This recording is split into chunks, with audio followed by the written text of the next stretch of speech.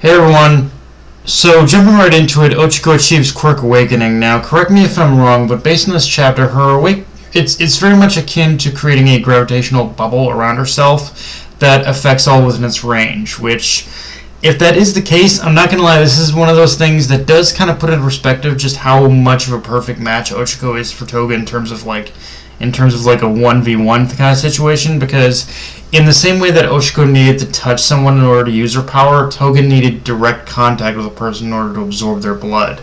But now that Ochiko has awakened her power, she's eliminated what's arguably a rather glaring weakness. When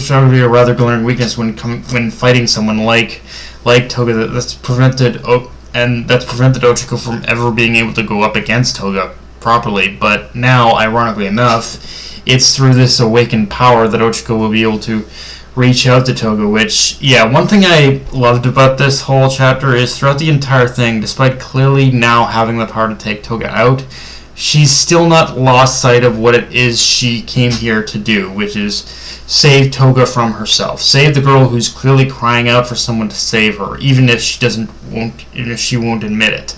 And in the process of this, I also like how Ochiko doesn't even sugarcoat the truth either from her. Sugarcoat the truth either from Toga by saying that, yeah, when all is said and done, Toga's still likely to go to jail or psych ward. Yet through it all, Ochiko still remains relatively resolved and humble during that whole exchange, saying that even despite that, the fact that this is likely to happen, even despite all that, and even if what Toga says is true, that why Ochiko is saving her is vanity and its ego.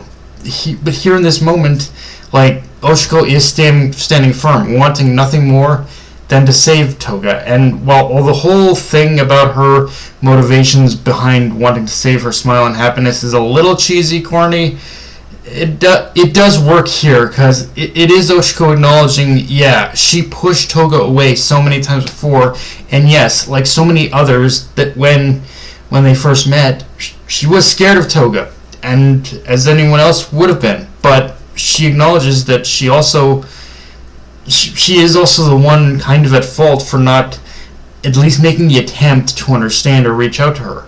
She ignored Toga's cries for help, but now Ochiko is here. She's here facing Toga head on. She just wants to have that conversation to, as she puts it, talk about romance with her. She wants to be Toga's friend. And again, it's all cheesy, but I think it's all cheesy, but I think honestly, when you really look at human beings, when we are in our darkest places, when we are at those places where we feel like we've nowhere else to turn, nowhere else to be, I think ultimately the one thing we're just looking for is some kind of human connection, and Ochiko is the one providing that, honestly. With that said, though, one thing I also really liked is the flashback we get in this chapter with the League, and how it does parallel what's happening to Toga in the present.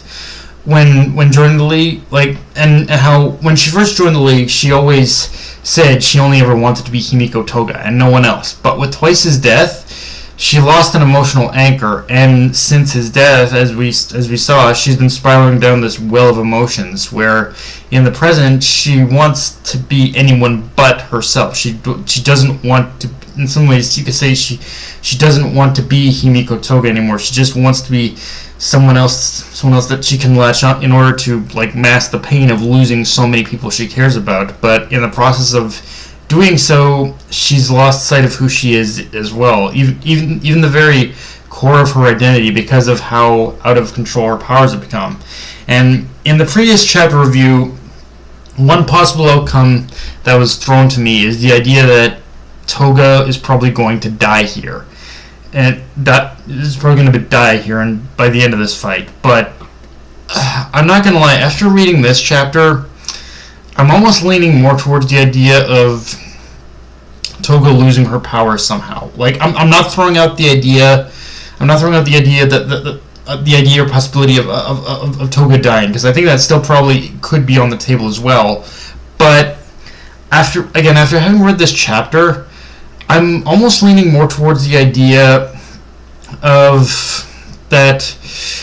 Almost leaning more towards the idea of her losing her power somehow, because Toga's whole character arc is about accepting and wanting to be herself. That through all her transformations, and no matter who she becomes through her disguises, and the masks she wears, she remains herself. But ultimately, her powers are kind of counterproductive to that, as shown throughout this whole ordeal. So, in the possible 50-50 scenario where Horikoshi does have her survive, like, the only real way I feel for Himiko Toga to move past all this and for her to truly start living her life as Himiko Toga is for her to lose her powers. Because, let's face facts, in this world of quirks, her power has been nothing but a curse. It's not some, like, in this world of amazing superpowers, amazing abilities, her powers, what she has, her abilities, aren't some amazing superpower. It's something that's done nothing but cause her pain and suffering. So, if death isn't the route Horikoshi goes with this, then he has to take her powers away. Honestly, when you get down to it, taking her powers away is the only way she can live a normal life. Being quirkless would be kind of a godsend to her, honestly. And, like, honestly, in some ways, the more I think about it as I'm talking about it, the more I think I would kind of prefer that to kind of be I would kind of prefer that to be the outcome rather than just her dying, because her dying feels like a little bit too much of an easy way out. Whereas with this, it's like, yeah, it'll be tough, but just taking her powers away would allow her to actually genuinely start over again. But yeah, I don't know. I think personally, I like my idea better, but it is kind of ultimately up to Horikoshi and where he decides to take it, I guess. But okay, going back to Ochiko for a second though, another thing I continuously like is how there is an acknowledgement of Ochiko not having the strongest power, yet to compensate for that, we see her utilize everything she has learned to get her out of those tougher scrapes. Like, once again, we see her utilizing the martial arts learned from Gunhead, which I know is a very obvious callback, but the fact that Ochiko still utilizes it to this even now shows there was value in learning it. And I think that's the key thing about her character as a whole, is that Ochiko is open to new experiences, to learning new things, and in some ways that is kind of the motivation that drives her to save Toga. She wants to learn from her. She wants to create the chance to create new experiences with Toga. She just doesn't. She's here because she just doesn't want to throw Toga away.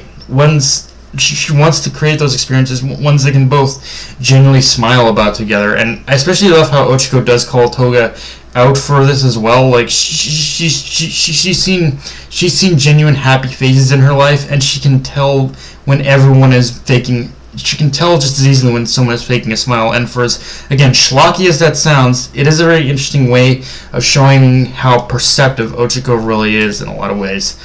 But yeah, guys, that's pretty much all I got for this review. If you enjoyed the video, like, comment, subscribe, follow me on Twitter, Analyst Crunchyroll, be sure notification bell, hit the subscribe button, and just share the video around, guys. Dark Knight of a Night signing off. Later, everyone.